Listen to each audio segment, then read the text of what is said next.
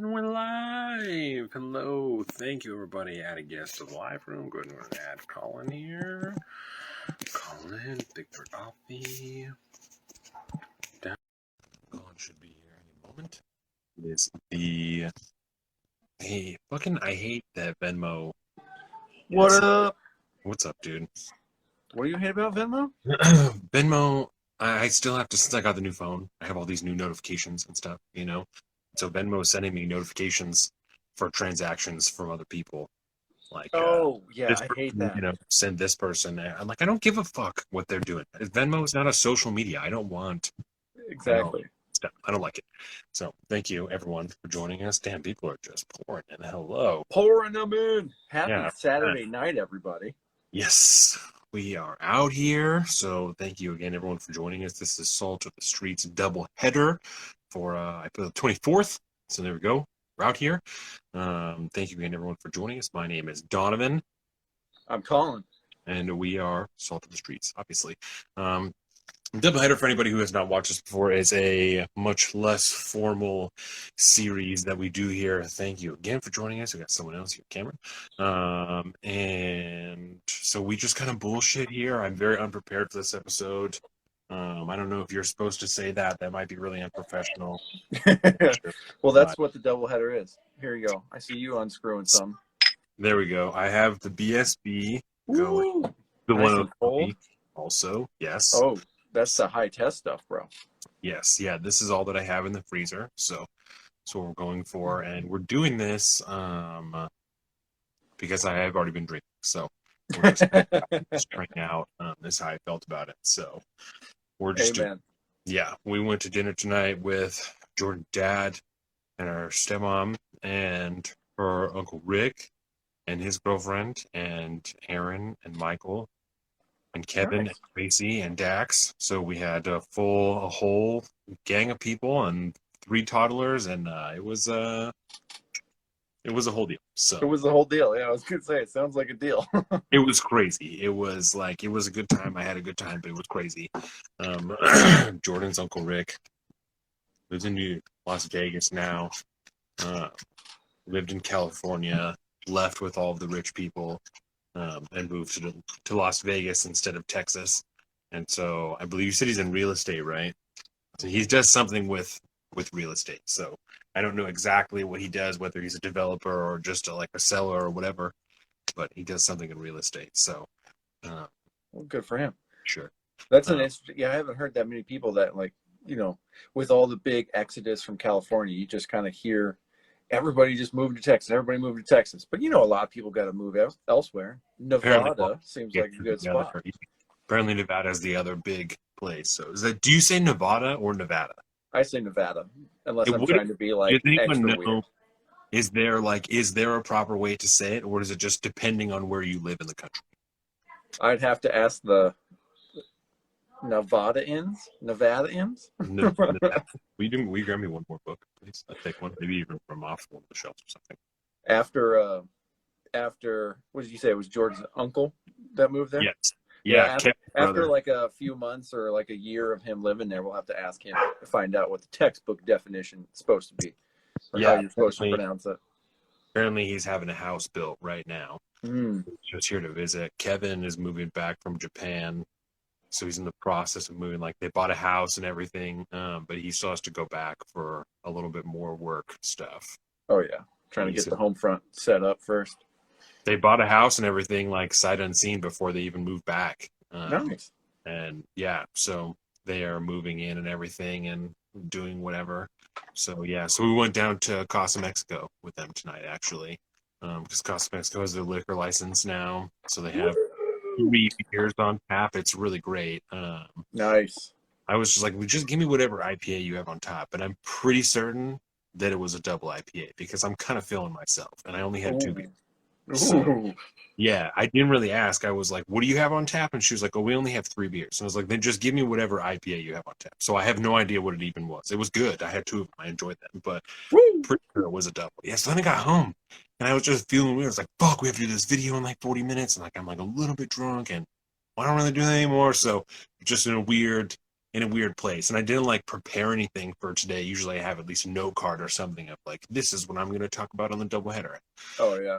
I woke up at fucking 5 o'clock to go shooting this morning, you know, and so I like everything has just been a little bit off today. It's not been exactly, nothing has gone exactly according to plan. So yeah, you know, it happens. what did you end up We doing? got to power through. Wait, let's take these shots real quick. Okay. We talked and we never did it. Let's So do that. here's a quick cheers. Anybody who decided they were going to do it, we didn't tell you to get a shot ready, but if you so choose, now is the time. So now is the time. Cheers.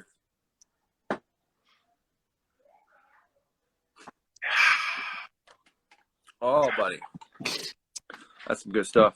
Even the Forgot 103 to shut the door to the studio. Here we go. That's where we're both kind of scatterbrained apparently today. There you go. Oh, so let me lead off with this real quick. Did you get a chance to jump onto see that Twitter thing I sent you? Yeah. Okay. So hashtag Josh fight, baby. Yeah. Have you seen this? Okay. So it took me a minute. I'm still obviously very brand new to this. I have not really been on social media at all today. We left the woods or the mountain like right around noon. I know. So we got home just after 1 o'clock. And then Dax got home right after that. And so and then he took a nap and we really just kind of like, we hung out by ourselves, and then he woke up and then we went to dinner and then we came back here. So like, I have not been on social media at all. So very healthy of you. It was weird almost, but so what is it? Josh fight is the hashtag Josh. Hashtag Josh fight. There's a hashtag Josh fight 2021. And I just started to look into this probably about 15 minutes before we really got started, and I just saw what was trending on Twitter, and I was like, "What is this?" Yeah, and it's just like it's a gang of people named Josh and their supporters that live in Lincoln, Nebraska, or somewhere in Nebraska.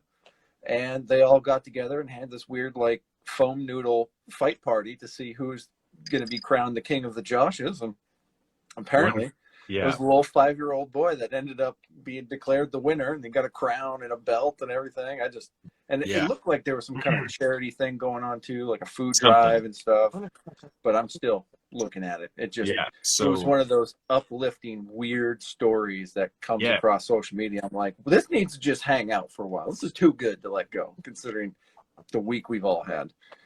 Yeah, so and it looks like one dude named Josh went onto Facebook Messenger and just sent a message to as many dudes named Josh as he could. And the message was like, can you guys guess why I've gathered you all here? And someone was like, oh, obviously because all of our names are Josh. And he was like, absolutely. So this date, this time, these GPS coordinates meet here, and we find out, we'll do a battle, and whoever wins gets to keep the name. And everyone else has to change their name. And so it ends up being this fucking 5-year-old kid. And then so great. Their video of them interviewing his dad. And his dad, they're like, why'd you name him Josh? And he's like, I just wanted a junior. It's like, I just wanted a junior. His dad wasn't in the It's so good, I'm man. sure, but lost. God. Yeah, it's this kid who looked like he was in like a neoprene, like a plate carrier almost, like a fake plate carrier, with like some police play set. And it kind of looked like, you ever seen the show Stargate? ASU1 or Atlanta or something. Looks like he had a little Stargate style patch. Yes. Thing. But that might just be me wishful thinking on that one. So it might be. I watched Stargate the movie. Within the last 4 months, I watched it again. Me too. Shortly after that, I was like, well, maybe I'm going to try and check out the show again, like the show was. And I watched the first episode of the show, and it was so heavy in like the main female character, whatever her name is. The first episode is just so heavy in like, women are oppressed, and I've been the underdog forever, and like I just need this opportunity. And that I was like, I cannot do this right now. Like I'm not in the mindset to enjoy this type of political ideology within my like happy content, So I just I had to move on from it. Oh man, it's been so long. I haven't seen it. Caroline and I watched it when I lived in Staten Island. It had come out on must have been Netflix back then, because it was streaming at the time. Yeah. But we watched the entirety. Like we binged it over like the course of like 3 weeks, all Yeah. like whatever it was, like 13 seasons or some stuff. Yeah. But You should rewatch the first episode and let me know how you feel about it. I feel like if I'm remembering right, the first episode, like the pilot episode, is like Not extra good. long, and there's like a bunch of nudity in it. Am I right with having some nudity in it? I only watched part of it. It got to that point. I was like, I can't do this today. Like today's not the day, and I haven't revisited it since. So I'm probably only a third of the way through the first episode, and I was like, I can't right now. We're done. Not today. Yeah, yeah. The movie was Oh. good with like James Spader and shit. I did Stargate the movie. So, and I remember watching the show, as like a young teenager, because it was on Sci-Fi all the time, like all of the time. Yeah. So you could just turn on Sci-Fi. I used to love to watch Sci-Fi, the channel, like the movies and shit that was on there. It used to be fucking awesome. Yeah. Yeah. Would have people over, and I would turn on Sci-Fi and like, what do we watch? Bro, you don't watch Sci-Fi? Like this is the channel to be watching. Like it's really weird all of the time, but it's generally pretty good. Like, God, there's so many things just make sense now that you say that. I didn't know that you used to do that, but a lot of things make sense now, Donovan. You used to watch Sci-Fi all the time. Did you ever watch the show Dead Like Me? I feel like I might have watched like a couple episodes at one point. Yeah, so Dead Like Me is like this fucking guy, dude. He's just not want to go down tonight. He's too hyped up from the dinners. He stayed the night at Katie and Leif's last night, and I guess he was up until like 10, just because they were trying to just like tire him out, That was the first time he stayed the night there. So it was a new place, it was a new everything. So I'm not mad at it. I know you got to do, whatever you got to do for him to go down. So like I said, it's fucking 9:00 now, and he's still up technically. So he's like, "No, Dad, it's the weekend. I'm staying up with you." Exactly. So, and he can hear me talking and stuff. Like it's the day, and it is what it is. But yeah, he can hear it, so he's fucking. Dad, are you still up? I thought everybody went to bed now. So Dead Like Me is a show about a girl who dies, and she becomes a Grim Reaper, and so her job is to go and like collect souls, but she looks different. Like she leads the life of a normal person, but she looks different to the everyday world than she does to the other Grim Reapers. And so she they all meet at a diner every morning and collect the list of souls that they're supposed to reap that day, and they go out and do whatever they do. And so that show was pretty good. 2003, 2004, 2 seasons, starring Ellen Muth. Yes. Oh my God. Yes. Oh my God, Colin. When I was 15, I had like, oh my God, that was the one. That was just like, oh my God, like background on the computer at home, like everything, like the full, No, Ellen Muth was that. I completely forgot about that until right now. Like I completely forgot about that because not that she's not good look, like she's not ugly, but like, and now I wouldn't be like, that's the one. Like that's, so that's really fun. Dude, tell me that like growing up, like our age, we're a little, I'm a little older than you, but even for me, like there was like a really early stage in my life where we still did like posters on the wall. But after like a little while, it was whatever you had on like your desktop. That was the new poster, like your wallpaper on the desktop. Yes. That's so funny. I did have, this is one of like, I don't know, I'm going to say it's one of like the cool moments that I had with my mom when I was a kid. I did have like a, like an X-rated poster on the wall in my closet. That's where all the naughty ones went. Yeah, that it was like up on the wall behind all my clothes and shit. And I don't know if she was just searching my room or, for whatever reason, but she like found it one day, and instead of like taking it and throwing it away, she took me to like Hot Topic to get a slightly less inappropriate poster and was like, I'm not going to tell you that you can't have it, but like it needs to be covered up, And so it was like a lingerie like picture instead, like one from like Maxim magazine or something like that I had to put over this. That's so funny. Here, I thought Kathy would have gone in there and like taken a Sharpie and given her like a bikini or something. You would think, but so that's the time, cool mom right there. Okay, cool. Yeah. We'll just tone it down one notch. That's fine. Yeah. I'll So you still just know it's back there. That's fine. undo the bottom tacks, and then you're yeah. This December, what's up? Exactly. Yeah. So Oh, that's good. so fun. So what did you end up doing today? Uh, Because we you were gonna garden today, and then it rained like all day, right? Yeah, it rained all. I mean, it was off and on, but it was soggy and wet, you know. But I was happy about that because I pulled the trigger finally on getting up on the roof.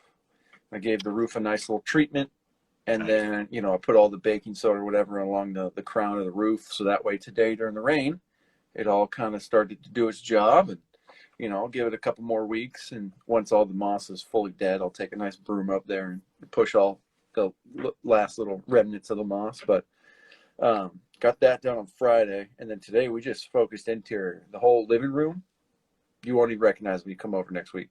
Nice. Carolina had this idea about changing some things around, and all of a sudden the whole living room just opened up, and I was like, man, this is where we're at. This is good. I feel good about this. Take the wall out here, shiplap. You're good to go. Yeah, absolutely. just knock this wall out. We'll knock that wall out. It's all good. Exactly. Yeah, no. Open floor play.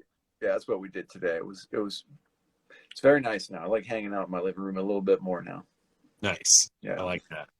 But yeah, pretty soon we gotta where the old studio was. The first couple shows we did at the new house, that's actually going to become our new bedroom. Because it's, I don't need a big bedroom, something that's nice and cozy, but it's got windows is important. Having your bedroom in a room that doesn't have any windows at all, your circadian rhythm just gets jacked because there's no indication of how late it is which is nice if I want to go to bed early, because then it's just dark. Yeah. But like on what the are you gonna weekend, in that other room? Like Carolina's gonna work out in the bedroom that you have now? it's gonna be a gym, and one of our studios will go over there. Our studio might go over there, Carolina's might. We haven't quite figured it out yet. Yeah. It'll give us more room. I just got to I got to run some conduit and stuff over there so we can hardline our internet and all that. But we're going to go up through the roof and just run a conduit over there and just get some nice internet over there. But because we got a bunch of people now that are coming over this summer to come visit, and we need an extra bedroom. We need a legit extra bedroom now. And I mean, somebody's got to relocate. Yeah. But something's gotta give. Something's got to give, man. We got to pretend to be somewhat of an adult household here. We need an extra bedroom. Yeah. We got 3 bedrooms, and none of them are doing the job except for one. There's something going on there. At least they're being used, and they're not just like rooms full of garbage. Yeah, exactly. I've had extra bedrooms before that just turn into storage, and that's never fun. Exactly. Mm-hmm. But have you watched anything good this weekend? Week, I should say. What I watch? I've been on an Impractical Jokers binge. Oh, that's right.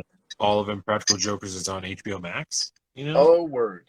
So I've just been smacking through Impractical Jokers. Hilarious. Have you ever watched that show before? I've seen like a couple episodes of Impractical Jokers at one point, but that was back even before I knew who those guys were and what the whole deal was. Yeah. It's very, very funny. In my eye, I like it. Especially, I mean, if it's on HBO Max too, I mean, there's no reason I shouldn't be watching it. Yeah. No, I'm sure that I watched another movie this week. I really want to watch Contagion again. I watched Lincoln this week. Oh, me too. Yeah, so I watched Lincoln, and then I listened to the 1865 podcast that I was talking to you about last week. I listened to that this week. There's like 15 episodes of that I smacked through. Oh, nice. Yeah, they're not very long, which is nice. Yes, I've gotten, I think, through the first couple. Aren't they so? I've been like focusing on that audiobook about Ulysses Grant. Yeah, man, that's some good stuff. I don't know, like I've listened to a lot of like historical books on Audible, but this one just grabs you. The dude's background, because the book starts out like talking about his grandparents and stuff, how they came, and like the alcoholism that may have run in the family and blah blah blah. And like I've just now gotten to the point where like he finally made captain, and like this was when he was, I texted you earlier today, he was actually stationed in Washington. It might have been the Oregon Territory that time. I'm not really sure, like in the 1850s. Yeah, because I don't think, Washington statehood hadn't come around yet. I think it was like 86 or something like that, if I remember.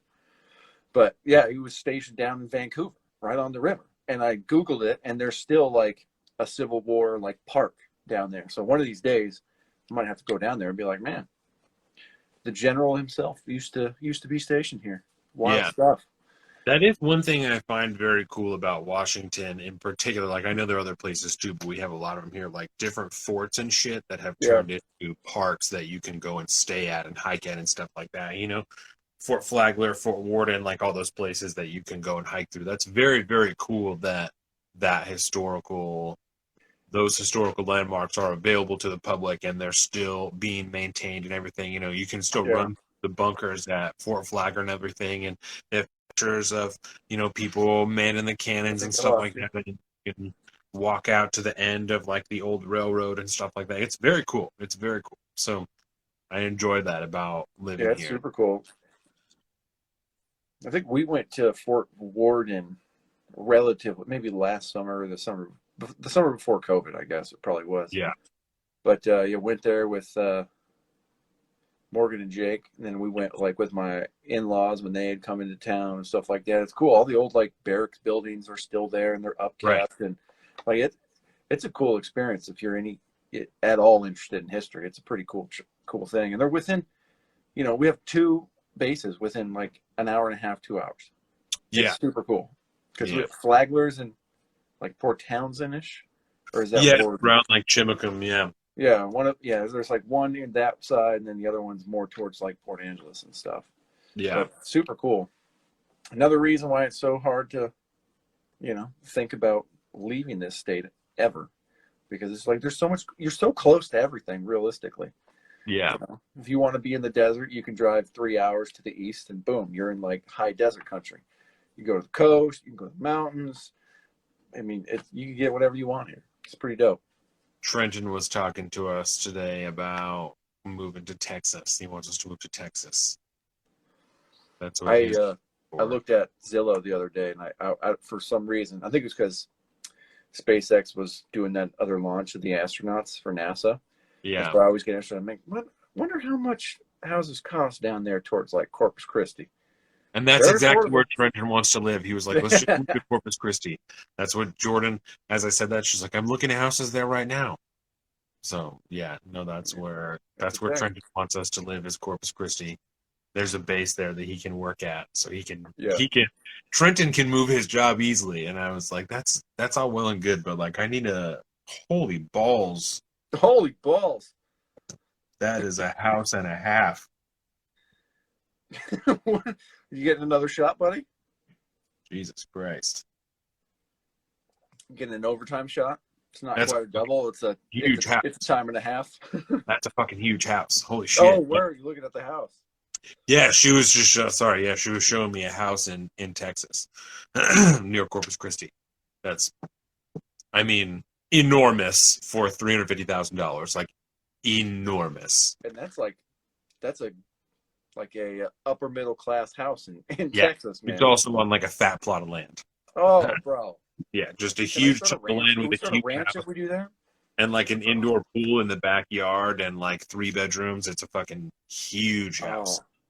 Bro, look at this. Did you put vodka in here? Not yet. Oh, not yet. Carolina made these cool, refreshing chia seed drinks.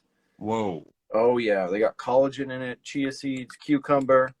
And then I've got to make a little bit of room here. We're going to add some vodka to it. Just because it's Saturday. Oh, it comes with a straw. There you go. Pound it. Oh, God, that's so good and refreshing. Yeah, that collagen, because Monet's got that whole line of like health products too. Yes. She really gets down to that Monet collagen, and it's got a great, just a subtle flavor. It's just really, really good. Need more tequila. We could put tequila. We don't have clear vodka. I think tequila would go great with this. We have Tito's vodka and thank you, my dear. bacon. We have Tito's vodka and bacon vodka. So I think we're going to do and bacon tequila. Yeah. Yeah, bacon vodka works great for like Bloody Marys. Yeah. You're like, no. It's good. All right, though, well, believe it or not. before next week's episode, we might have to take a shot of bacon vodka so you can experience it. Okay. Gross. It's pretty fantastic. I'm not gonna lie. It sounds weird, but it goes down great. Ugh. All right. I mean, So it's tonight- kind of got a whiskey thing going on because it's smoky a little bit, kind of like whiskey is. I think you'll like it. Selling me on it. I'm not sold. Oh, this is gonna be good. Oh, yeah, that works real well with tequila. So tonight, Colin, we went to dinner with all those people. Everybody. Yeah. And when we were there, Jordan's uncle, his girlfriend is from Brazil. From Ooh. Brazil. She actually specifically, she said she's from the Amazon, like it's from a village on the Amazon. And Yeah, now because there's like in Central and South America, is like you come from one of the bigger cities, or you come from like the wilds. Yeah. The Amazon is like, that's legit. she was trying to, will you bring me my pen, please? It's on just that table, I think.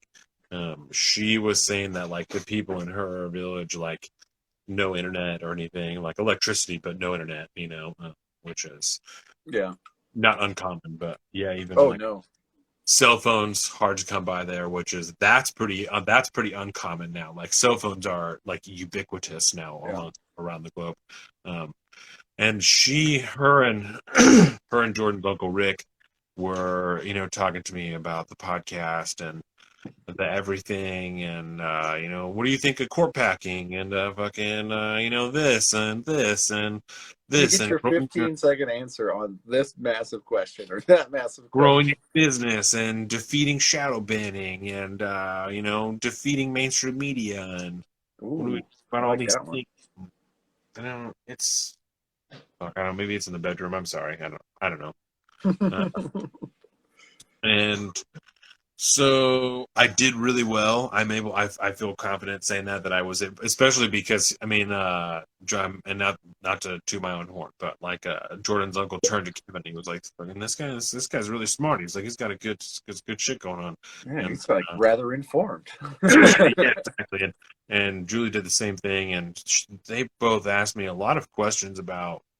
I think this is partially also why I was thrown off, is like they asked me a lot of questions about myself, like personally, and like how I grew up, and like deep personal opinions that I had, and like growing up without a dad, and growing up like mostly with my mom, and mostly so there were a lot of like questions that I generally people do not ask me, and this like mostly from Julie, and this was the first time I've ever met her before, and we actually South American. It makes sense to me.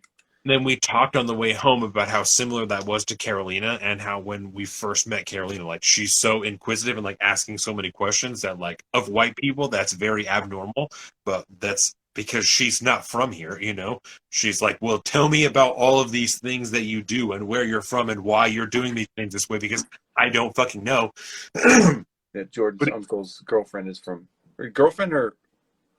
She's from Brazil. From Brazil. And like an Amazonian village. Like a village. Yeah. Oh wow. Yeah. Very. And now she does something with the law. She was not specific about it, but something with the law. Because at the end, then she was talking to me. She was like, "Well, how do I make a podcast so that I can like explain things about the law and provide this information to people in Brazil? Because people who live in the villages don't understand the law. Like they don't know what their rights are. They don't know their protections." It's very, very interesting. What she was saying made a lot of sense. And so she asked me a lot of very technical questions about how to deliver this information to people, and like how do you get this? How do you get the your podcast word out to people? And I'm like, listen, we have like 9 listeners, so I can't tell you how to get people to listen to your podcast. Like I can't solve that question for you. Yep. You can probably pay people. We can't do that. It doesn't work for us to try and give people money. So it was like do what you can. Like I don't really know what to tell you. Like it's like if you put it on the internet, they can get it no matter what. It's like if they can get somewhere to access the internet, they can download all of that information and then take it back to the village with them and listen to it with everybody. Yeah. It's like you could even record 6 months worth of podcast, all the information you want, put it onto a cheap ass cell phone, and then just mail it to somewhere that they could go and pick it up, and they can take it back to the village and then play it off of that cell phone to everyone. It's like Like it's very convoluted, but if that's the only way, like you can do it, you know. Mm-hmm. So yeah, if long there's a single computer around that's not even hooked to the internet, thumb drive or something like that with some pre-recorded stuff on there, you know, probably a short and sweet episodes I think would probably be the best route, because that way you can cram more info on there. Woo, that must have been a good one. That was really close. Really close. Dude, I was wearing a white shirt this morning and I had a brush with the coffee death. It was so close. Oh, I immediately changed it. I didn't even finish my coffee. I put it down and went and changed my shirt. So I was like, I don't trust myself. This is not happening. Every once in a while you take the sip that you're like, oh God, and that's I almost lost it. That was a lot of control right there, man. Bravo. Yeah. So they asked me a lot of questions about myself and getting information out, and then they asked me a lot of political questions, and I found myself I was simultaneously proud and disappointed in myself, because I was giving like very political answers to some of the questions. Like I said something about us coming from different sides of the political spectrum, and then like coming together and and like interviewing different people. And it's like, and we've had some people on that are like much more progressive than me, like almost socialist. You know, like we've also had people who are that like more conservative than me. And she was like, oh, so like you would say that you're conservative? And I was like, it's like I wouldn't say that I'm conservative, but I definitely hold some conservative values. And it's like, what a fucking bullshit political answer. Like, okay, so you're like you're so run aroundy that, yeah. And Jordan's uncle totally laughed. Like he absolutely caught what I said. And I was like, I didn't even mean to like try and avoid your question, but it's just, I'm so used to it now that that's just how it came out. That Jen Psaki would be proud, bro. Jen Psaki would be proud. Let me circle back around to your question, but let's talk about this first. Yeah. So I hate the fact, like I dropped that. Let me circle back on that reference all the time at work. And nobody understands where it comes from. It's like an inside joke. Yes. It's like an inside joke. And if someone laughs at it, you're like, you get it. You know. Like you're in the group. You know what I'm talking about. You're initiated. Exactly. Yeah. I noticed, because like my daily routine when I come home now is generally to like put on Crowder first. Yeah. And watch the pre-recorded Crowder, and then like as 5 o'clock rolls around, if I'm lucky enough to be home at that point, like I'll throw on the Timcast RL podcast, and I have that playing like in the background stuff. It's become kind of a ritual. And I've noticed he started to use the language of like, you know, because it's like, how do you categorize the people that aren't totally obsessed with these things now, especially that Orange Man Bad's gone. You know, there's so many people that just instantly checked out the door. Yeah. How is, you know, what's the classification of people that are just more interested in living their lives and then just reading the headlines and going on from there? And he started to use this term, politically uninitiated. And I think that's a really good phrase, I think, for a lot of folks that just peripherally deal with all this stuff. Because if you're on social media at all, you're going to get it in some form or another. Yeah. But, you know, unless you're clicking those links and then reading that article and then trying to find 2 or 3 more of the articles on the same type of thing, you're not really one of those politically initiated folks that go deep into it. And I think that's probably a good way to do it, because a lot of people are just peripherally interested nowadays. That makes sense. And I think the only solution to that, you know, is like hoping that people will become, and teaching people to become better about selecting the sources that they do consume in being unactivated, you know, or uninitiated, you know? Yeah.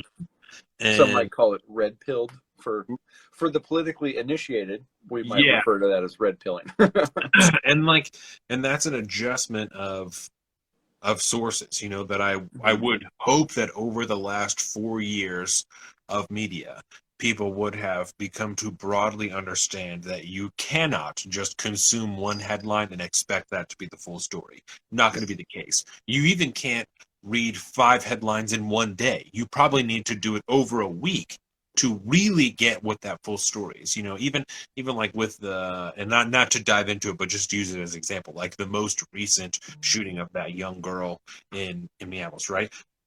right when it happened, there's all this, she dropped the knife, she fucking whatever. Like I said, I'm not going to get into it, but then, you wait a day and the story is completely different than what it was when it first happened, and that happens all the time in stories across the political spectrum.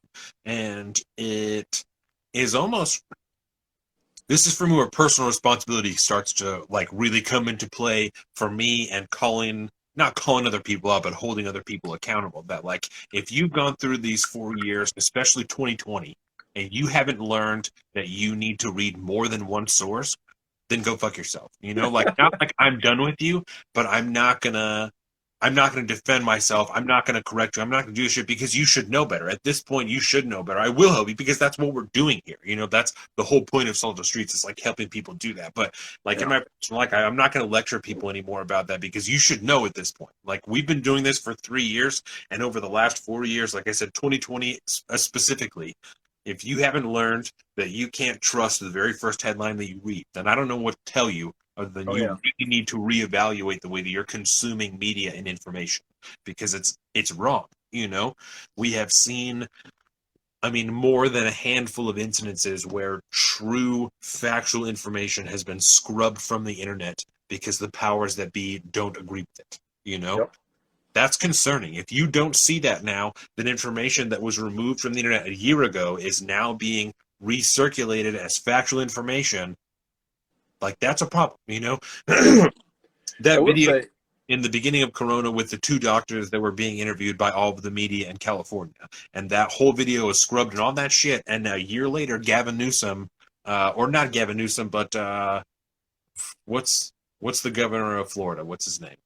Oh, Ron DeSantis. Ron DeSantis. He does that panel with those same doctors, That same shit getting scrubbed from the internet. They're saying the same thing that is now being proven to be factual by the World Health Organization, by the CDC, by all these people, still being scrubbed from the internet. Like, it doesn't make any sense. And if you're not able to see this problem there, and if that doesn't change the way that you're consuming information, then like you're dooming yourself. You're doing this to yourself, because you should know better. You have every reason to know better with all the examples that I just listed, and many, many more. Have you ever heard the term death by 1,000 cuts? Yes. Right. It's a societal version of death by millions of cuts. Every time somebody spreads a piece of disinformation like that because they're getting it from an unreliable source. Right. Like the show Reliable Sources with Brian Stelter. Yes. Brian. You're just it's like a self-inflicted wound that at scale, we've seen the tragedy that it has wrought at scale over the last, especially 2021 has been a dark year already. It's been pretty rough. We all had high hopes, but I think glass half full, every one of these blatant misinformation, schemes that comes from most of the mainstream media at this point, they're becoming so bold that their transparency is getting more and more opaque, right? It's becoming, the transparency is becoming clearer to more and more people. With what happened this week with the shooting in Minneapolis, that woke up a lot of people. When the Hunter Biden laptop story got suppressed on all social media, and then 2 months after Joe Biden wins the election, it resurfaces. It's like, oh my God, this whole thing happened, so blah, crazy. blah, blah. That woke a lot of people up. And you can keep going back, and it's just becoming more and more clear that these people are they're out to they're just in it for the money and the power. Right. And I think I have to have glass half full view on that, because it's becoming more and more numerous. The examples are much more blatant, and there's more and more people every time that catch it and go, what is this? Is this been really happening? I think we talked on it's probably like the last episode of the podcast, right? Somebody at my work, we were having a conversation, and it was just like this moment. He had this moment of realization and be like, wait a minute, you guys are lying to us. I was like, yes, we got another one. We got him. So I have hope. And I know it's going to get a lot darker before it gets better. But the news about Russia was good this week. We talked about that on the show. The massing of Russian forces on on the Ukrainian borders in Ukraine. Apparently, Russia's started moving a few people out, which is it's a good sign. It's not bad. Yeah. Don't know what it means yet, but it's not terrible. That's a good sign. And then you got things like Josh Fight. That was sweet. I saw the weird. What a weird place that we live in. I know, man. Have you seen the videos of the Mars rover and the Mars drone? They did they actually flew. Yeah, they actually flew the drone a little bit on the surface of Mars, which is how do you fly crazy. to a different planet? Like I just don't understand how do you control that? I don't know. It's got to be like a program type thing. These people are rocket scientists. I trust them to get it right. It's when I see things like that, Colin, that's when I'm like, I don't know if this is real. I'm like, this might be just in the fucking desert somewhere, because how do you fucking pilot something from a different goddamn planet? Like, I just don't. And it's because you think about it, right? I'm stupid relative to a rocket scientist, and I totally accept that. My little stupid pea brain is not smart enough to understand how to pilot a robot from a different planet. But as I sit with my stupid monkey brain, I'm like, what? Drive car from another planet? What do you mean? Like, that's how do? Yeah, it just doesn't. I don't understand. So, yeah, I'd be curious, because I imagine it's like there's got to be some kind of communication back and forth at some point, right? Because it's just,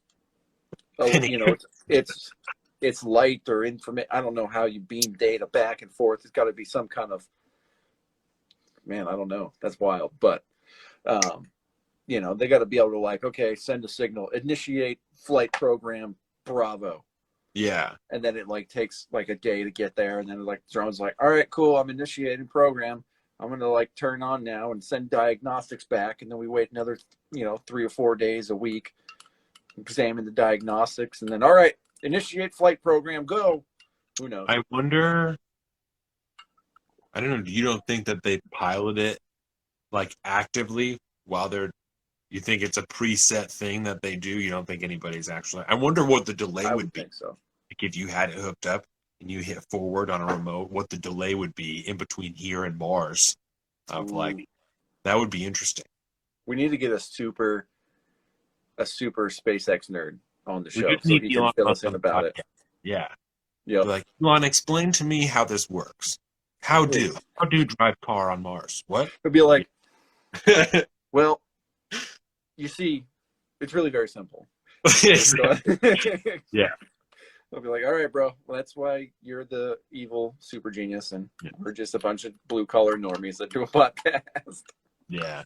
I did see, sounds like Elon's going to host an episode of SNL in March.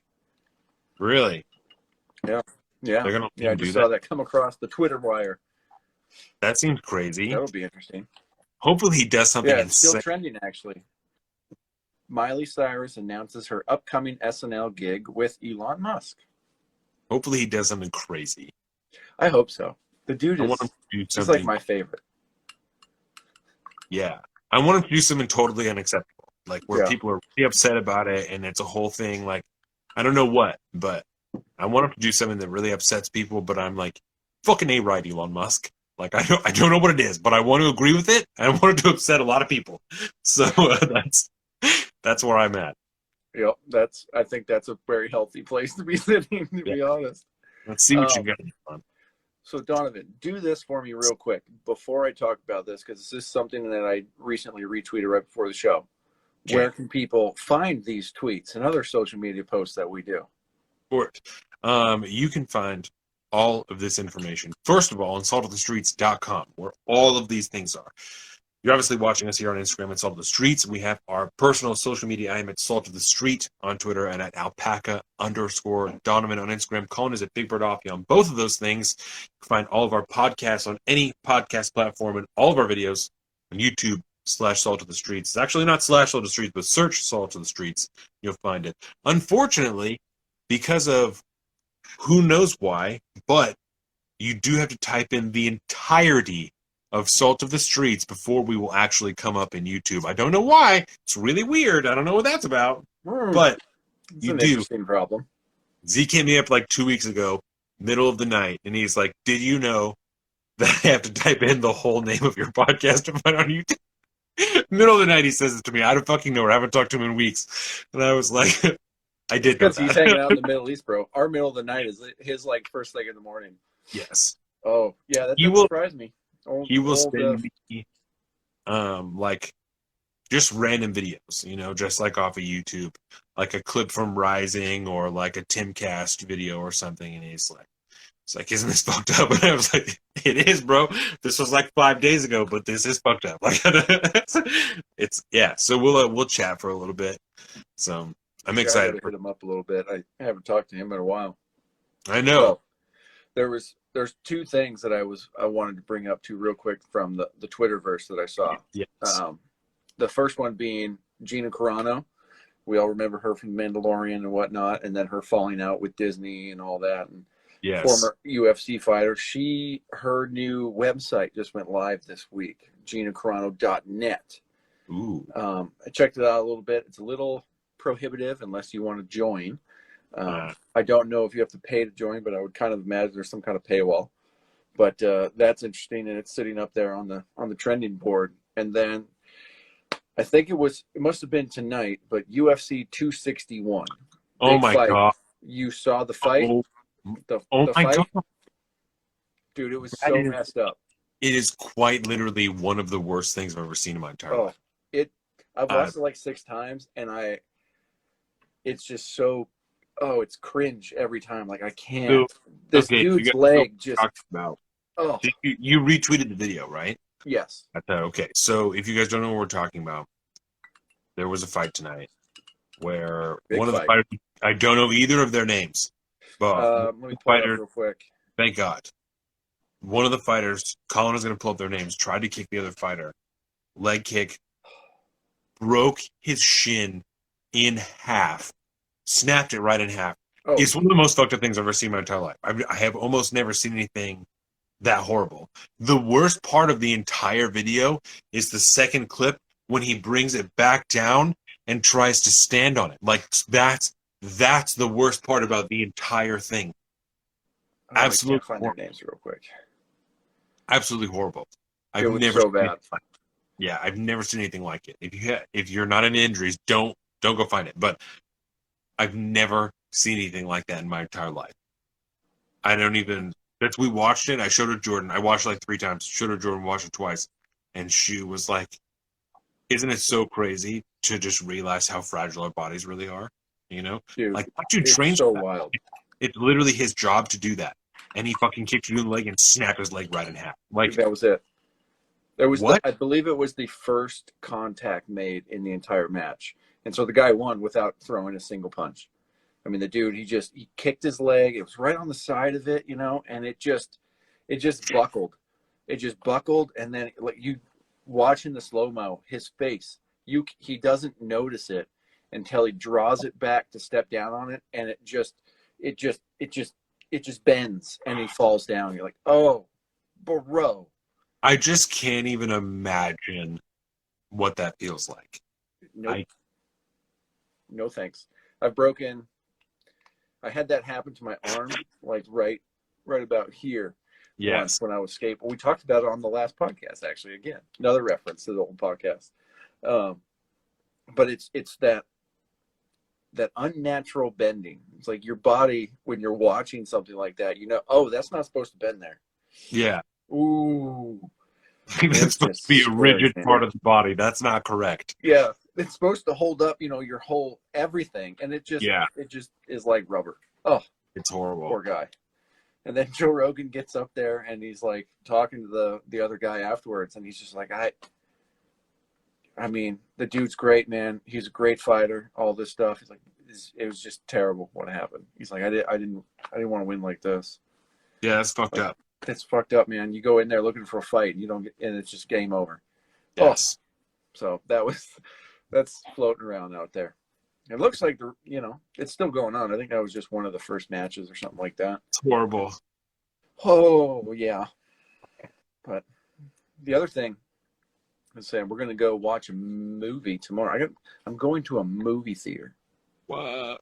Yes, we have tickets to it's a weird thing at movie theaters. I remember seeing like advertisements for these things in the past where for like once a month for a week, they'll be showing an anime movie, for one week or one weekend or something like that. Special event. They call them like Fathom events. I don't know if this is a Fathom event or not, but it's one of Carolina's favorite animes. And one of her people that she knows on Twitch actually lives, we'll just say, within 30 minutes. He's also a streamer. And he's also a streamer on Twitch. And they were talking about it. And so we're going to go meet him and his brother at the movie theater.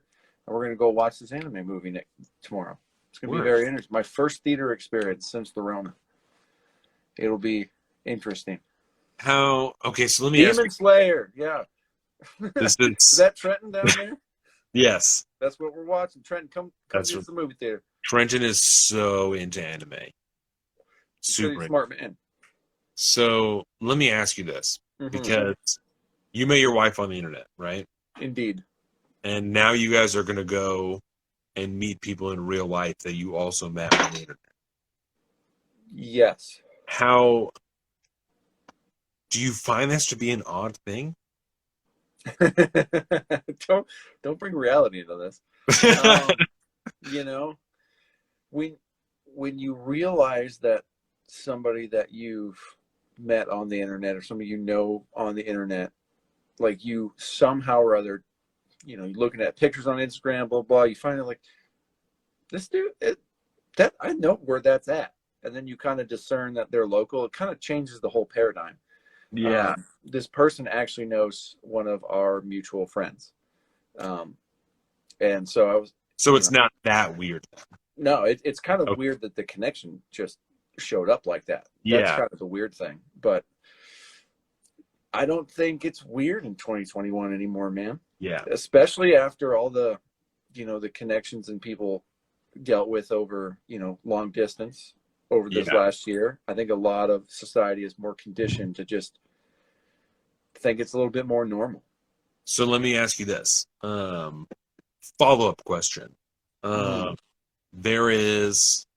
a long one, so bear with me.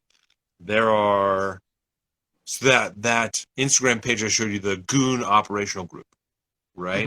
Or at least that I was telling you about.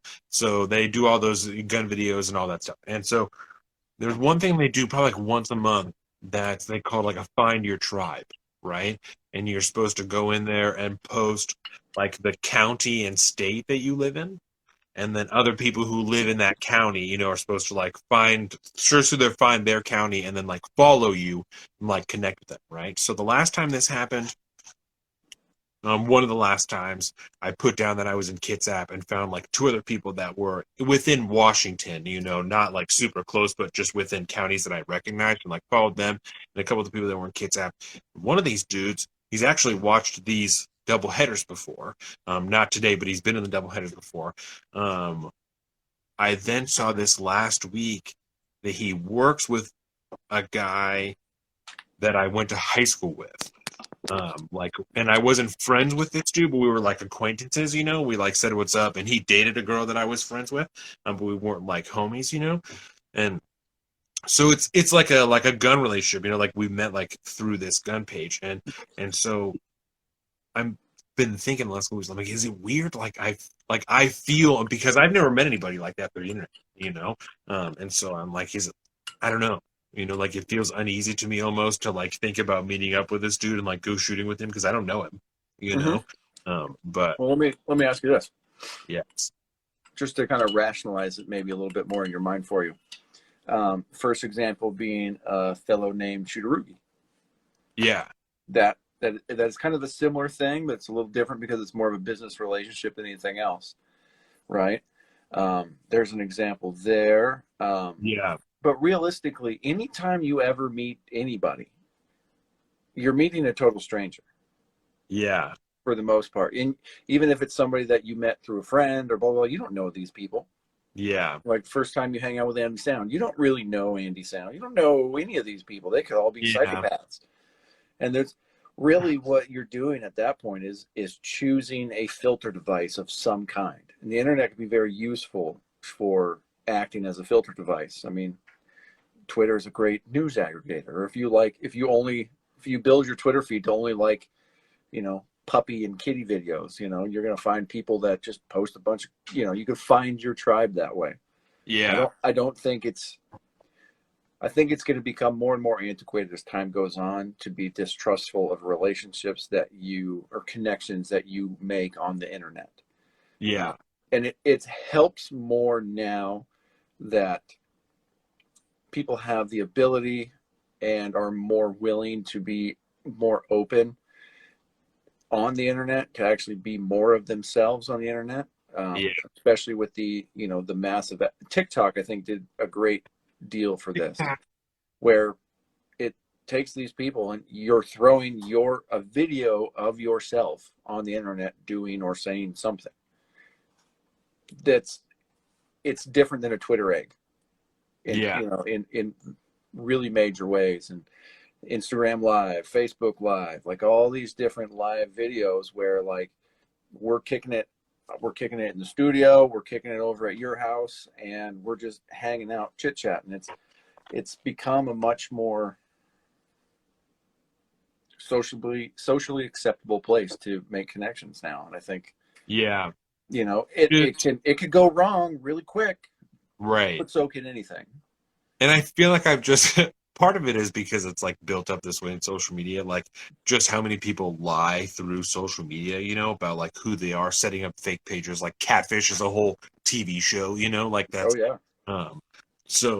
But I should probably be more trustworthy of people who like have whole Instagrams of pictures and fucking like shit that's like, oh yeah, I'm a real person, not like when people start to document their whole lives like that, right? They could be putting on somewhat of an act or somewhat of a face, but the truth is going to come through in some fashion. You'll be able to discern some truths about somebody through that stuff. And that's, I don't know why I'm Mr. Glass half full tonight. I mean, that seems like a really good thing for society, Yeah, I think that makes a lot of sense, because now I'm just sitting here thinking like, well, what's my hesitation with like these, 3 or 4 dudes that like I ended up following through this thing, and they followed me back, so like we connected and like liked each other's shit, and like I guess it's a weird, I don't know, it's like I'm like, what if they try and murder me, like especially because it's like a shooting thing, like what if I go out and like go shooting with them and I fucking die? Like what if I die, And I think with shooting, that's a more realistic like thing, but I also like, let me say like Carolina, for example, like spending a lot of time, and just Twitch streamers or people that do like a lot of live stream things where they interact with their audience a lot. I mean, something that we do in a small capacity. I mean, I'm seeing steely-eyed guy coming in here. Shout out Zach. And, Kathy's in here. Trenton was in here. I mean, these people we know from other places. DJ but, you get people that, you can develop really close bonds with just over the internet in a very non-personal way at first. And maybe some of that stuff is, people aren't as afraid to share things that are true about themselves on the internet because it's a little less intimidating than it is in person. Yeah. The concept of removing the required eye contact to establish like a good connection can be made up with, in other ways. I mean, one of Carolina's best friends lives in Canada. And she knows her through the internet, but I mean, they're on the phone and they're texting, and I mean, it's become like, I mean, it's a full on like close relationship, and that couldn't have happened without the internet. So it can go both ways for sure. But more people these days, it's not like it was when we were growing up. When I was growing up, it was like the golden rule was you don't use your real name on the internet ever. Right. Nothing about, stranger danger. I think and I'm all still that. really stuck in that. Yeah, I think it's a hard hurdle to get past. It really is. But I say it all the time, man. But I love living in the future. we already talked about how you and I met. That's what kind of started it. Yeah. But yeah, I mean, like, yeah, a gang of people, man. You can make really close friendships online and never actually meet these people. Yeah. Yeah. I just told a little story about you, sweetheart. Carolina was like, Come "Oh on, yeah, Carolina. I met some of my closest friends on the internet." Yeah. Oh, shout out, Caleb's here. I just saw some adorable baby pictures, by the way. Shout out, Caleb.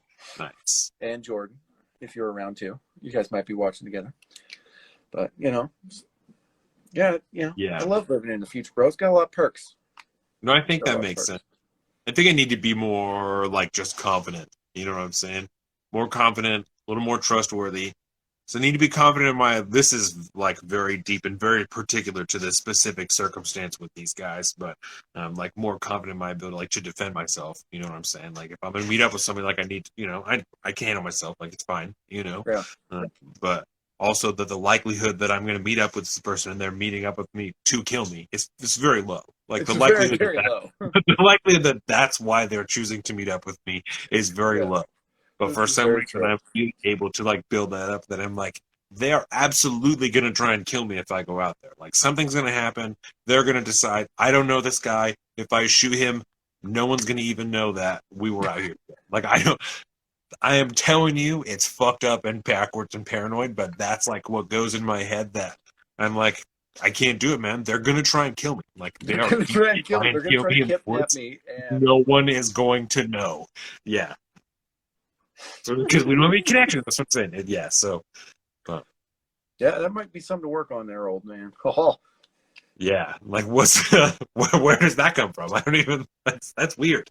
I don't know. No, it's like I said though, it's not weird because like we were on the cutting edge of the internet days, and we have some golden rules that were instilled on us or to us within us at a very early age, and it's hard to break that concept. I mean, can you imagine a day in which you would pull up your phone and say, "Hey, I'm at this corner. I want to ride." And within 5 minutes, some stranger would pull up in his own car and you would just get in and he would take you somewhere.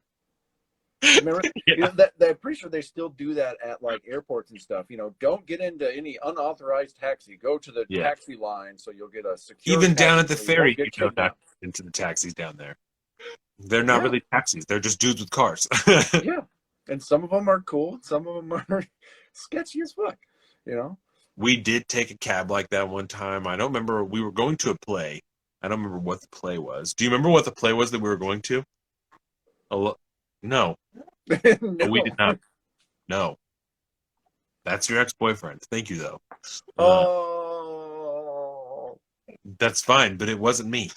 No, I don't know what we were seeing, but it definitely wasn't Aladdin. Either way, we were going to the theater to fucking see something, and we got into one of those cabs that's not a cab.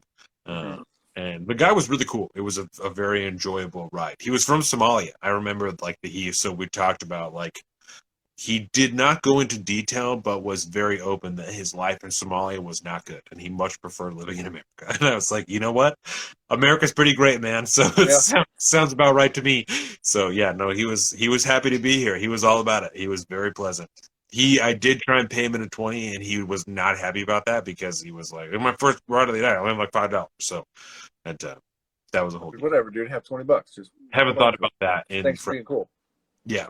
I do think it is interesting. Whenever you get into a cab or an Uber or an illegit cab or whatever, this might just be a personal thing, but I feel like all the instant questions you want to ask are asked constantly all the time. Yeah. Oh yeah, how long you been out today? Blah blah blah. Where are you from? Oh yeah, how'd you get doing this? I just feel like if I was one of those guys and people all day asked me the same fucking questions over and over again, I would murder somebody. I mean, maybe that's why people murder each other in Ubers. I don't know. They get asked maybe that's a personal thing for me. Yeah. But, I don't know. But I always feel bad about it's like, oh God, I don't want to ask that. I feel dumb now. I feel like a tourist, if you will. At this point, I almost want to get in the car and just not say anything at all. Yeah. Hey, where you heading to? Yeah, heading here. It's so rarely quiet in someone's day. Let's just both be silent and we'll just enjoy this time to ourselves. And we don't even have to worry about what the other person is doing. Just drive to wherever I need to go, and I'll sit here and then I'll get out of the car and we can go on with our days. Yeah. I feel like with the right Uber driver, that could be really pleasant. You know? Yeah, absolutely. You look like you. Sometimes, like, I've had some great conversations with people. I mean, I had a really interesting when I was over in New Jersey last year. You know, I remember, forget exactly where we were going this time, but we took an Uber or a Lyft somewhere, and I don't remember where the guy was from, but he was just rocking R. Kelly. And so we had like this half-hour long conversation about like the rise and fall of R. Kelly. The rise and fall of R. Kelly. It was so wild, like, man. Roman Empire. Yeah. Awesome. I mean, I think what he built was somewhat of an empire when you think about it in the entertainment business. Have you seen Surviving R. Kelly? You're going to have to repeat that. You broke up a little bit there. Have you seen Surviving R. Kelly? No. The documentary. Oh, yeah. That seems really dark. I don't know if I want to go there. It was. Yeah. But I'm sure. Very interesting. I think that it was on Netflix when we watched it. It may or may not still be. It's worth the time. It's very interesting. It's like that fucking. I watched the Epstein documentary on Netflix too. You know, that's like. It raises a lot of questions that I'm definitely not going to ask you here. Exactly right. It raises a lot of questions of like, this doesn't make any sense. So, yeah, it's very interesting. Well, I'm hoping to get one more new movie in this weekend. Maybe we can fit it in tomorrow next. I think Seltzer. This is water here. DJ Sip. That is my Uncle Dope Rico. What up, Rico? What up? Water. I had coffee. No, Colin has it's like a crazy chia seed drink, and there's tequila, baby. Yeah, there's tequila in there, and I'm also sipping on a beer chaser. Yeah, we started by taking shots of this, so let's take another little sip skis right out of the bottle because that's how we roll. It's just here. I got my shot. Okay, we're gonna take a shot. There we go. We'll pour it up. See if I can pour it via the camera. There you go. That's too Uncle Brico went shooting this morning too. We can talk about that for a little bit. So yeah, I got to hear how you did. Yeah, I have some video from last time never posted.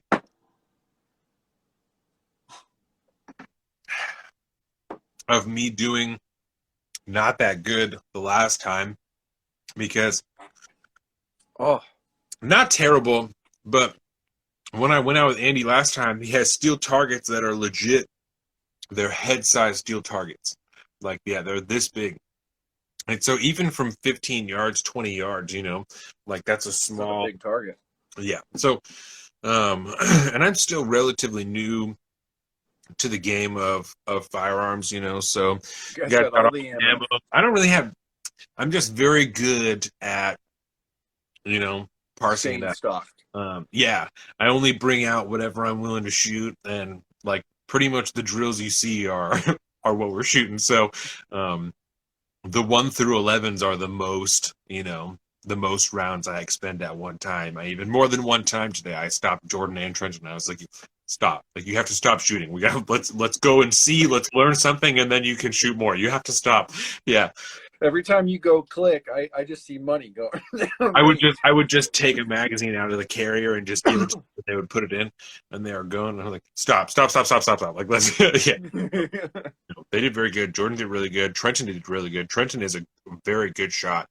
Jake did amazing today. The difference in his pistol shooting from the last time that we went out to this time. It was amazing. And like he wasn't bad last time. Like it's not like Jake was fucking terrible. But like this time, it was amazing. It was all centered right there. The groupings were tight. It was good. It was very good. So I was very impressed with them. We did some stuff, from behind the barricade. I did some stuff. I started probably out of 60 yards or so. 22 is a great training round. Yeah, 22 is going to be one of my next. I want to get a new carry gun, just because I want a new. When things go back down to normal prices, I want to get a 9 mil because that's cheaper to shoot regularly than my 10 mil is. But I also really want a 22 for that same thing, for just plinking and just taking out and being able to fucking blow a bunch of rounds and not really spend any money. So yeah, 22. I got work on your technique and everything. Exactly. And not have to worry about round expenditure. Exactly. I got a bunch of guns that I want to get. Obviously, I'm about ready to start working on that 10.5-inch build that I've been talking about for a year now. But as the more and more I shoot from behind the barricade, I'm like, God damn it, I need a shorter gun. Like, this rifle is just so 16 inches, and then the flash hider, it's so long to try and maneuver behind concealment like that. So definitely, which is something these gun control people have no concept of.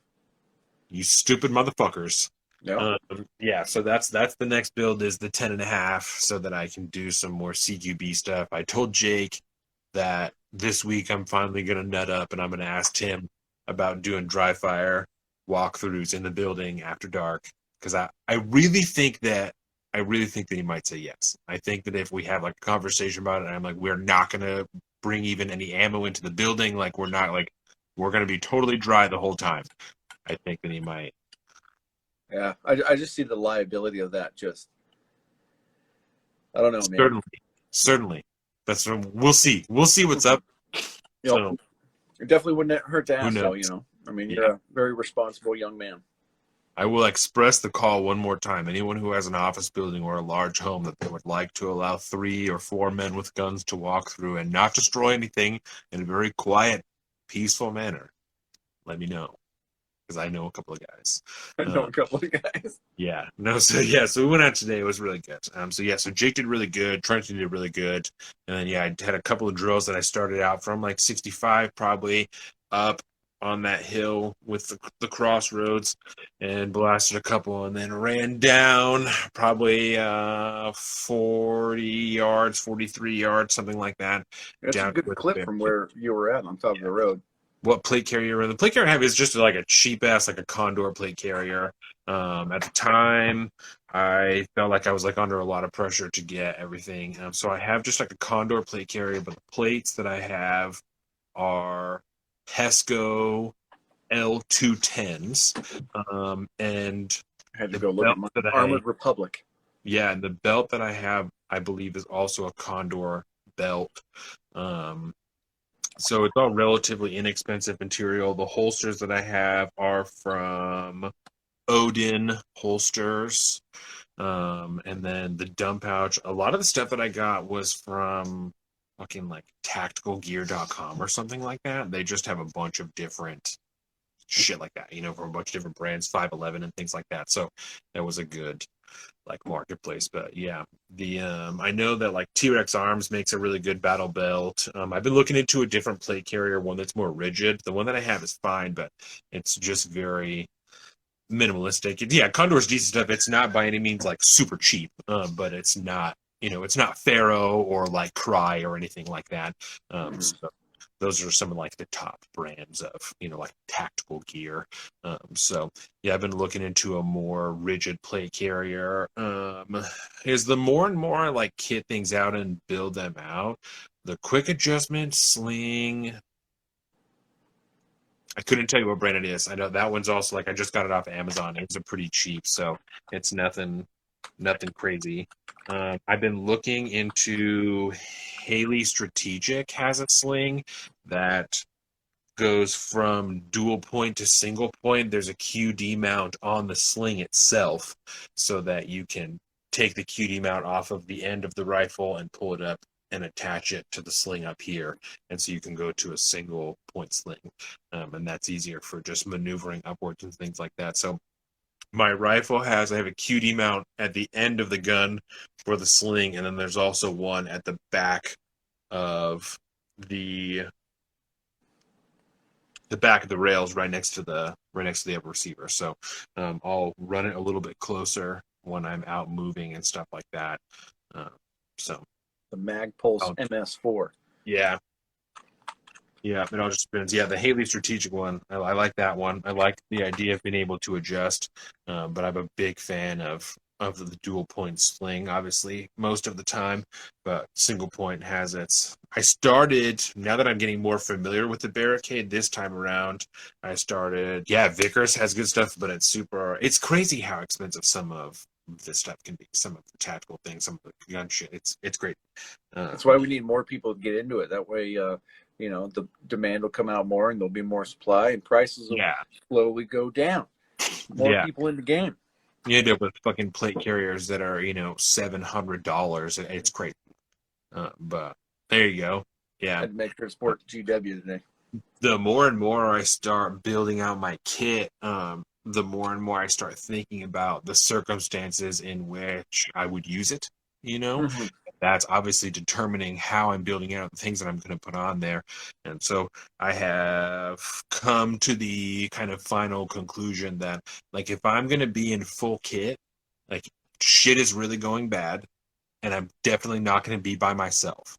And so I have that big first aid kit on the back of my belt that it moves around a little bit too much, but I like having that full kit there, the whole kit, like an expanded IFAK. I really enjoy having that there, just in case, you know what I'm saying? Like, I was talking to Jordan about it last night, and I was like, the weird micromanager inside of me is like, I don't want to have to worry about whether or not some fucking guy has a good IFAK on him.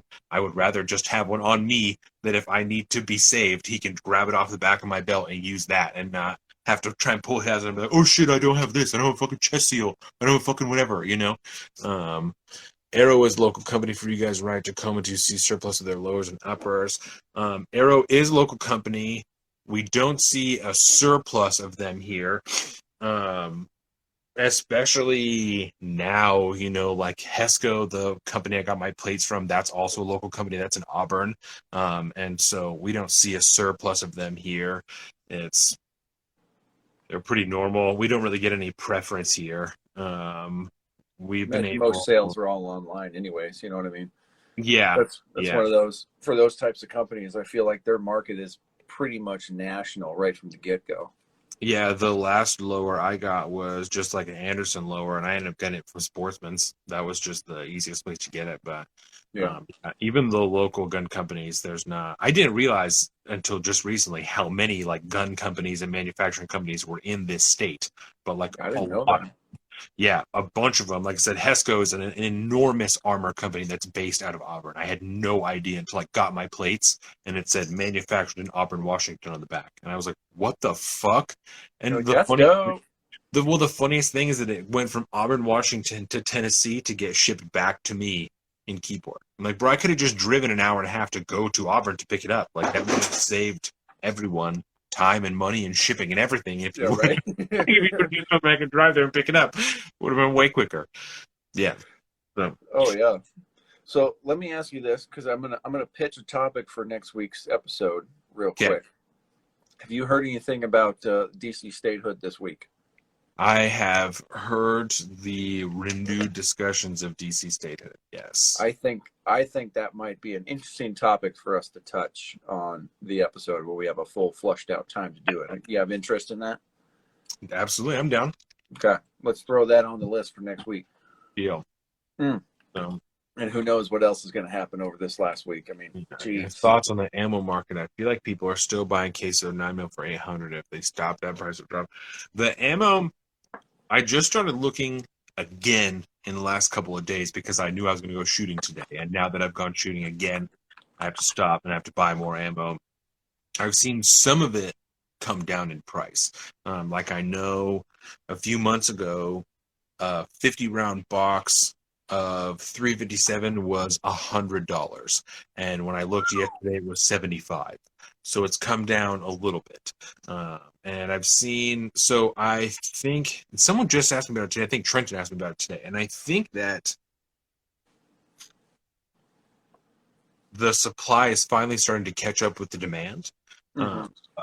Part of the problem, obviously, in the beginning of last year was that we have somewhere between 5 and 8 million brand new gun owners, like first-time gun owners. And so when they're buying their gun, they're obviously going to buy some ammo. There are a lot of gun shops that like give you ammo, a box of ammo when you buy a gun, things like that. Smaller gun shops, like that's pretty common. So that's a problem. The fact that many of the manufacturers of ammo components also manufacture their own ammo was like a huge part of it, that instead of selling the extra primers they were making and casings and things like that, they were using them themselves. I've seen some of it start to come down. I am guilty of, like, I bought 1,000 rounds of steel case 223 for way more than it was worth, but at the time I needed training ammo. Like, I really needed ammo. I just pulled up bulkammo.com and 1,000 rounds 223 steel case, 55 grams, $640. Yeah, and that's definitely more expensive than it should be. Like, way more expensive than it should be. Oh yeah. If I want to find my ammo, I'm going to do a quick search for mine. Yeah, I found a screenshot in my phone when I was getting a new phone that was from a little over a year ago, and they had 1,000 rounds of 9mm brass cased for just over $300, like $350. And like Del Brico said, it's like close to $800 for steel cased 9mm 1,000 rounds. So it's like over twice the price that it was before Corona, which is, I mean, absolutely insane. Oh my God! And it went up again. I agree that if all gun owners could collectively agree to stop purchasing ammunition for 2 months, then it would lower prices. But I don't really know. I'm a big AK guy. Case is 7.62. Yes. Everything's more expensive. The cool thing about being an AK guy is that, like, at least the ammo was still available in stores. Like, I know at the height of the ammo apocalypse, I would walk into Sportsman's and there would still be cases of 400 rounds of AK shit that was just sitting on the shelf. And that might just be my area. I don't know. That could very well just be here, but it was way easier to come by AK ammo than anything else around here, and that's part of why I already have AR lower, so that's part of why I'm building a 10.5 AR. But before I bought this AR, I was very torn between AR and AK, and once the ammo crisis was happening, I was like, okay, so an AK is the next rifle that I'm going to buy, because I'm going to be able to find this ammo fucking wherever I want when shit goes bad. So yeah, that was something, because I still haven't pulled the trigger on which upper I'm going to get for my AR builds. And originally, before the ammo apocalypse hit, it was kind of like, all right, well, what's cheaper, what's more available? And to me, my thinking has changed on that since then. It's almost like I want to when times are bad and there's a lot and everybody's out buying ammo, what's the ammo you can still find on the shelf? Like that kind of availability, you'll probably end up paying a lot more for it initially. But when, things go sideways and all of a sudden, all the 223, all the 5.56 is off the shelf, what can you still find? Yeah. That's kind of what has, my thinking is adapted to more of that mindset now. Because, we've witnessed what is around and what isn't. All the prices are going to go up, obviously, because all the manufacturers have nothing in stock, and it takes them a long time to reach capacity afterwards, and then the market has to catch up. And then again, you still got those, 4 to 8 million new gun owners that are now involved in the market. Yeah. So it's almost like, what do you do? What do you do? Do you go the more obscure round that'll cost you more normally, but it's still going to be on the shelves when you might need it? I still don't know anymore. I was going to, chamber my AR-10 in 6.5 Creedmoor because it's the same round that I use in my hunting rifle. So it could be a universal round between medium and also long range, shooting. But at the same time, that's become a more and more popular item. During the entire ammo apocalypse, I haven't been able to find any on the shelves, period. Yeah. Well, and that's something to consider also for like as dark as it might be, but like a shit hits the fan type of scenario in which like everything is closed, like if the fucking world ends, the country is ending, what type of ammo is going to be easier to find when you're scavenging, and so that's like, it's almost like two different mindsets, it's a very interesting, like two different pathways. And this right here, anyone who's listened to this whole conversation, this is how you end up with someone who has 10 different guns, because they're like, oh, well, this gun is for like if the world doesn't end, but like if the economy goes bad and I can still buy shit, but things are just more expensive, that's what this gun is for. But if the whole world goes to shit and I gotta just scavenge for things, that's what this gun is for. Like that's how you end up with 10 different guns. Is Yep. that type of planning right there? Heck yeah, man. Yeah, That's too so funny. That's the next build will be the 10.5. The next rifle purchase will be an AK. The next pistol purchase will be an M&P 2.0 full size. That will be the next 9 mil. And then I want a 22. I really want a 22 rifle too. So either a 22 rifle or 22 pistol. They're both super cheap. 22 rifle you can get for like $200, like super cheap for like a good 22 rifle. So yeah, the 22 rifle I want to get a what we call it, survival rifle. That is, it breaks down into like 3 different pieces and then fits inside of each other. Yeah. That way, it's something like we would call it in the hunting world, a vermin rifle. Something small caliber that I can use to shoot rabbits and little things, you know, stuff like that when I'm out in the backcountry, because you won't scare off all the big game. Exactly. But you can still grab some wild game to eat while you're Especially there. with like subs, if you have some subsonic rounds, you can still kill a rabbit at a decent range with subsonic round and not. Today, Colin, oh my God, when we were shooting, there were these fucking deer that were like, just chilling, like they were right around that spot, bro, just kicking it. We blasted off like collectively through all the ammunition 9, 10, and 223, like probably 400 rounds today. Oh yeah, and they were just hanging out.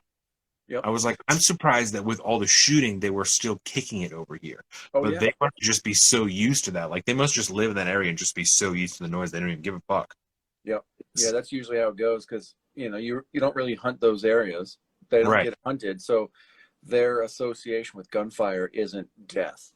It's just loud noise. Maybe there's food left behind. Yeah. Yep. Exactly. But yeah, I saw that picture and I was like, bro, I can't. That's just a tease. It makes my blood boil.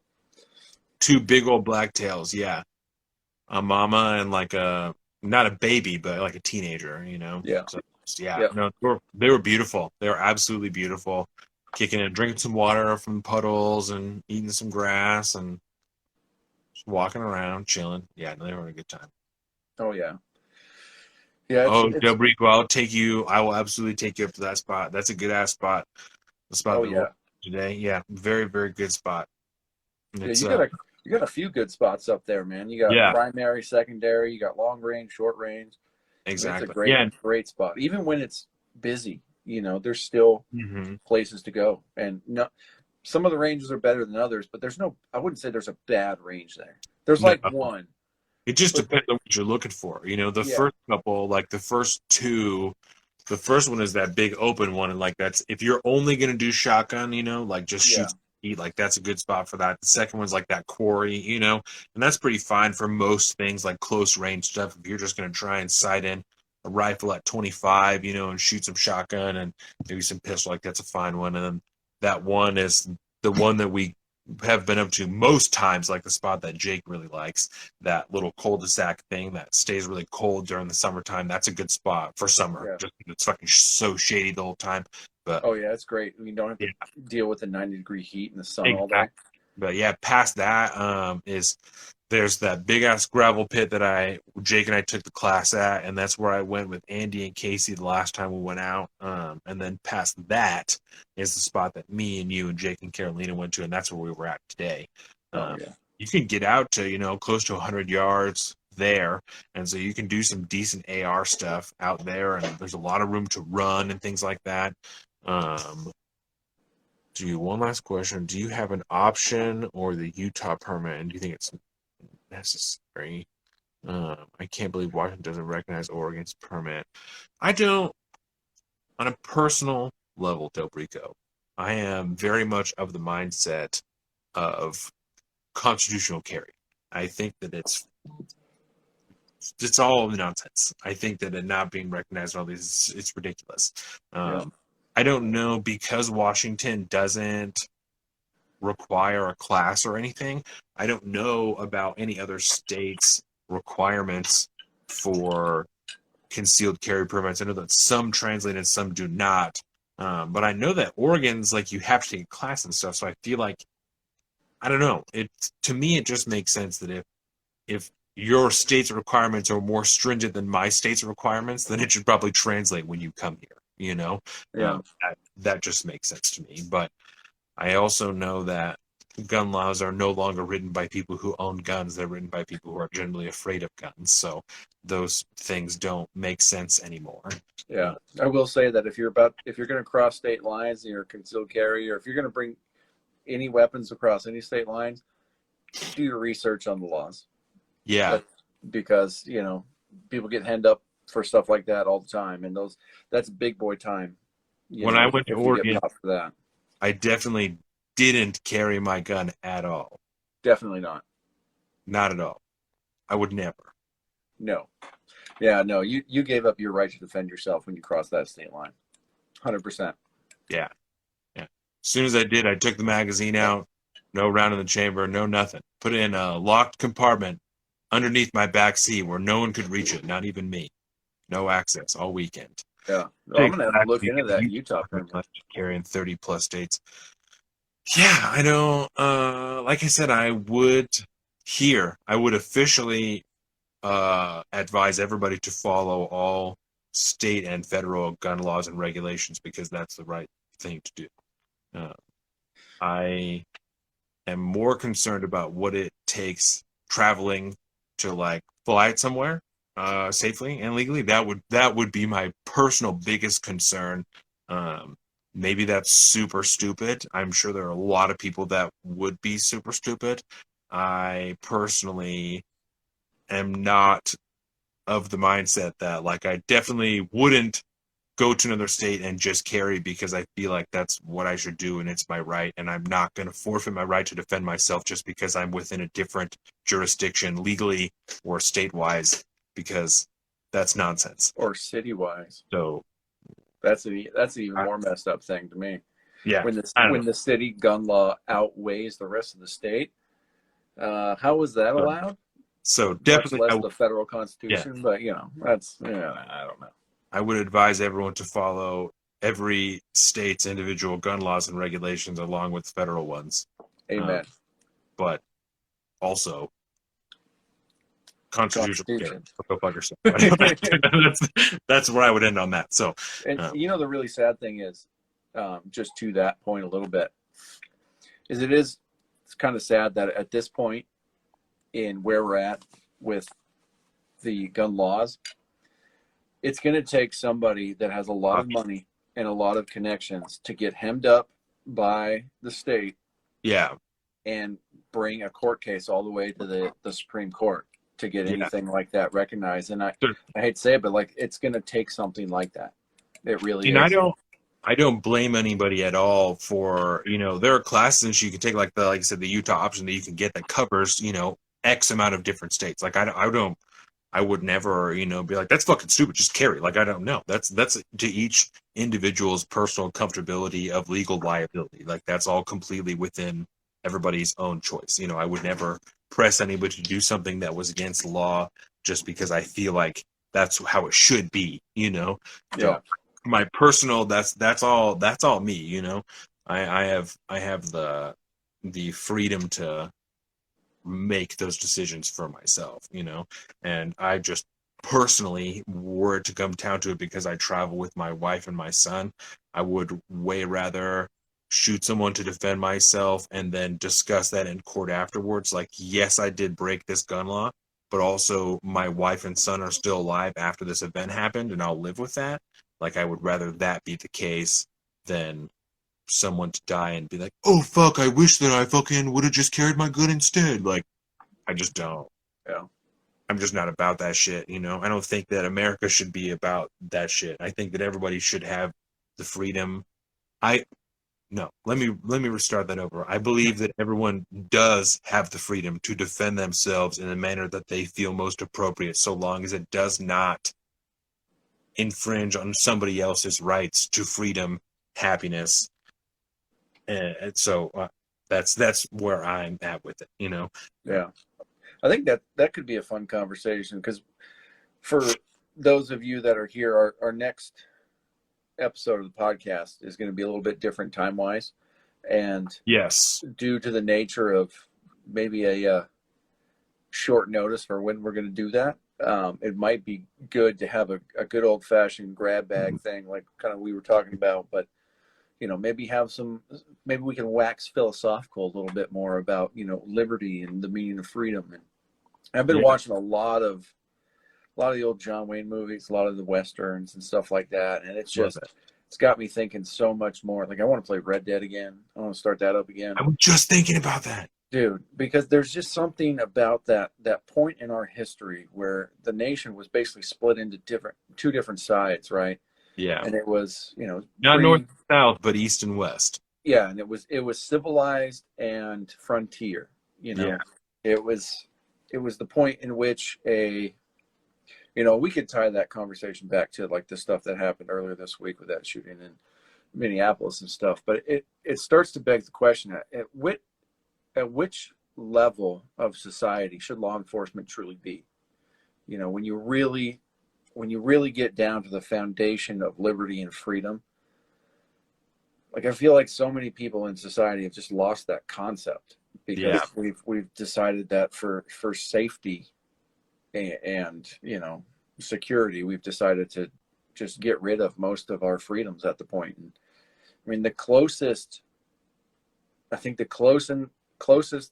this nation has ever truly got to absolute like libertarian style freedom is in the western frontiers during the time when you had a sheriff of a township or a county and some deputies, and then you had like the federal marshal that would make its way through the state or whatever at some point or another. But other than that, it was like you were just free to do what you want to do unless you infringe on someone else's constitutional rights. Yeah. And that's the way it was. And then, the further along we got in this thing, it was like every time Congress passes a law, it's so that we can remove some level of responsibility from society and put that on the state. Yeah. And that's with freedom comes responsibility. I think we've talked about that before, but absolutely, with every divulgence of responsibility, you lose that much freedom. And I think it's time that we recognize as a society that we need to take some of that back. We need to take that back. Otherwise, we're going to be no different than Canada or any of the, the European Union or any of those other Western nations that have just sold their soul to the state. Where they believe they have rights that they don't really have. Yes. They have a right because the government says you can do this. Yeah. And that's they have true freedoms of speech and things. They have positive rights, not negative rights. Yeah. But anyways, that would be a fun conversation, I think. Yeah. And I think with that, this is probably a good place to end this. We've been doing this for quite a while now. Yeah. I think this was a great conversation here. So I want to thank everybody, obviously, for joining us. As you said, Colin, it's looking like we're going to be recording Friday night. Is that what we decided? Was Friday? So yeah, we'll try to get it in as early as we can on Friday, but that's obviously up to my work schedule. It'll end up being at least partially Salt of the Streets after dark, so it will be nice. Oh, yeah. So we will be there. We will announce to everybody, obviously, what time we are going to record, so you can be there live on our YouTube at Salt of the Streets. Because we are going to do a grab bag style show to keep it easy for everybody, we will post some questions later in the week of topics or questions that anybody has that they want answered or addressed in our episode. So next Friday, so tune in to Salt of the Streets YouTube. Search Salt of the Streets. You got to search the whole goddamn name, or else you won't be able to find it. This has been Salt of the Streets on Instagram at Salt of the Streets. We have our personal social media. I am at Salt of the Street on Twitter and alpaca_Donovan on Instagram. Colin is at Big Bird Offie on both of those things. You can find all of this at saltofthestreets.com. All of our posts, all of our old writings, all of our everything. It's beautiful. We are fully restocked on merchandise. I do have, it's in the bedroom. I made a new sweatshirt. It has the logo right here. It's really good. It's got to be over just a little bit more, and then I think that it will be really, really good. And then we'll see what's up. But I have a new one. Bought some tank tops. So I'm going to tank tops. Yeah, I'm going to take them into work this week. And I'm going to try some new stuff out on them. We get some full size. I'm going to try one full size, one half size, and then maybe a 3/4. I don't know. We're talking about 3/4 size. So we'll see. We'll see what we got going on here. It's going to be great. If you guys want merchandise, let me know. Sold a couple of t-shirts this week. One t-shirt. I sold a t-shirt and a sweatshirt. We're balling. So yeah, baby. Happen. Thank you guys for joining us.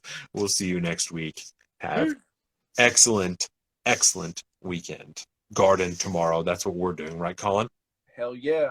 Garden tomorrow. Peace, everybody.